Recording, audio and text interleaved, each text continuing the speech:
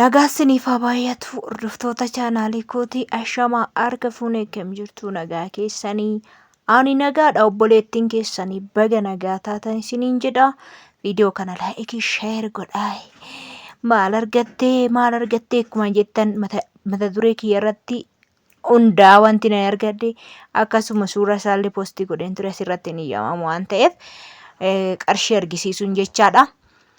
Ena deeme tanan nu fayyuudha baafadheen nu fayyus siniin jedha. Mee viidiyoo kana laayikii tuqa laayikii keessaniin sheerii keessanii viidiyoo koo daawwachuu ranan haadha birrii ta'een jira. Yuutuubiin kiyya naa kaffalee jira. Baay'ee tokkochaadha. Aduu keessan taa'aa jira. Baay'een dadhabee jira. Karaadhaan deemee dhufa siniin jedha. Ennaa faayidaa yuutuubiin qabu baay'ee adda jechaadha. Obboloota kiyyaa ijoollee yuutuubii bananii iddoo yuutuubii banattanii baay'ee gaariidha. Kaffaltii namaa kaffalaa yoo irratti cimanii hojjetan in kaffalas siniin jedha.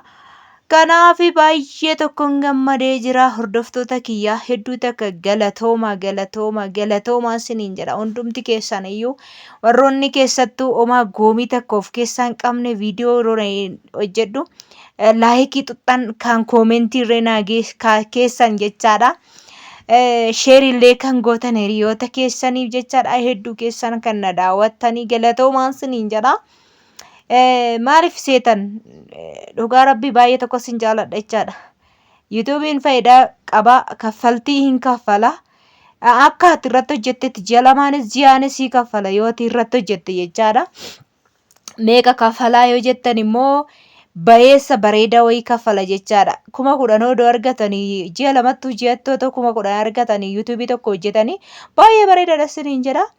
Isaa oliyyuu kaffaluu danda'a. 20,000 iyyuu 15,000 kaffaluu danda'a jechaadha. Akka hojjetanitti argatu siniin jedha. Obboloota kiyya dhugaa hedduu takka sin jaalladha. Naaf jiraadha waggaa 1000 siniin jedha. Ijoollee baay'eedhaan argaa yuutuubiin keenya birrii nuu kaffale waan ta'eef edhanii kan dubbatan nama muraasa. Yuutuubiin nuu kaffalaa kan jedhan nama muraasa jechaadha. Sababii isaa ani yeroon biyya harabaa jiru iyyuu yuutuubiin kiyya naa kaffala jechaadha. Ergan biyya galees immoo irratti hojjechaa ture. Amma tokkoon irree addaan kutee malee amma hojjedhe sanaafuma naa kaffala. Gaafa hamma doolara 70 hojjetan isaa olitti namaa kaffala, isaa gaditti xiqqoo namaan kaffalu jechaadha. Akkasitti siniin jedha. Keessattuu otoo banattanii ijoollee dubarri qaxalee jechaadha. Maaliif hojjetachuu warri dandeessan akkasuma immoo warri kamiyyuu haa ta'u waan kamirratti hojjechuu warri dandeessan otoo banattanii hojjetattanii. Viidiyoo yeroo biyya galtan akkaataa ittiin baay'ee hin daawwatama jechaadha. Waan hojjettan irratti waan tokko xiyyeeffattanii otoo hojjettanii ji'aan 15,000 iyyuu argachuu dandeessu. 10,000 odoo argattanii hojjetaa mootummaati. Mana arabaa taa'urra immoo hojjetaa mootummaati dhuguma siniin jedha. Waan hojjettan sana irratti xiyyeeffattanii yoo hojjettan na baasa jettanii hojjettan jecha. Ani garuu wanti nani yuutuubii kana yeroo ji'a 2-3 adda kuteen ture. Sababiin adda kutee fi ganna baay'ee natti toluu dide. Sababii isaa horii furdisaa jira waan ta'eef baay'ee natti hin tolu. Yuutuubiin immoo yoo deddeemtee yeroo bokkaan irree roobaa wanti waca adda adda si ala galee immoo rakkoodha jechaadha. Maaliif sila kadaatti fani xiqqoo ishee addaan kutee amma birraan bari'utti amma immoo birraan bari'ee jira waan kamuun an hojjedha jechaadha. Waan babbareedu yoo hojjettan yuutuubiin immoo waan bareedaa yoo hojjetame waan bareedaa sirraa simatama malee waan dhaloota barsiisuuf waan dhaloota ta'u yoo ta'e malee waan akkasumaan akka tiiktookii sana arraba maalii inni yaamu jechaadha. Waan akkasii warroonni koomentii jalatti nama arrabsitanii fakkeenya warra yuutuubii banate yoo ta'e yuutuubii keessa irratti deebi'ee sin adabuu danda'a jechaadha. Warri nama arrabsitan koomentiidhaan. Akkasuma immoo warri immoo yuutuubii banattanii akkasumatti harrabee irratti eenyu jettanii gaafa moonitaayistii guuttanii seera isaa hunda guuttan sin adabuu danda'a jechaadha. Viidiyoo dura hojjettan viidiyoo badaa yoo ta'e jechaadha. Yoo isin immoo viidiyoo gaarii hojjettanii waan dhaloonni isinirraa baratu hojjettan immoo yuutuubiin keessan akka gaariitti kaffaltii isinii kaffala jechaadha. Ani yeroon achi tures baay'ee yeroo tokko 16 naa kaffalee jira. Yeroo narraan fudhattanii waan asin sobu hin qabu. Yeroo tokko immoo 14 naa kaffalee natti fakkaate. Ergan dhufe immoo 10 meeqa naa kaffalee 40 waan akkasii naa kaffalee yeroo tokko yeroo amma naa kaffalee jira. odoon addaan kutuu baadhee otoo seeraan hojjedhe jechaadha. Baay'ee kaffaltii qaba jechaadha.